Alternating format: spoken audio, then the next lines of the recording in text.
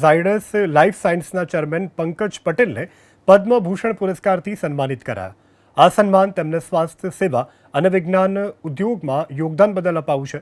પોતાને પદ્મભૂષણથી સન્માનિત કરવા બદલ પંકજ પટેલે ખુશી વ્યક્ત કરી। તો ઝાયડસ લાઈફ એન્ડ સાયન્સના ચેરમેન છે પંકજ પટેલ, કે જેઓને પદ્મભૂષણ પુરસ્કારથી સન્માનિત કરવામાં આવ્યા છે। આ સન્માન તેમને સ્વાસ્થ્ય સેવા અને વિજ્ઞાન ઉદ્યોગમાં યોગદાન બદલ આપવામાં આવ્યું છે। ગુજરાત માટે પણ ગૌરવની વાત છે કે ગુજરાતીને ઉદ્યોગ સહિત અન્ય ક્ષેત્રમાં પણ હવે વિવિધ પુરસ્કારો એનાયત થઈ રહ્યા છે। આ સન્માન માટે હું અત્યંત આભારી છું।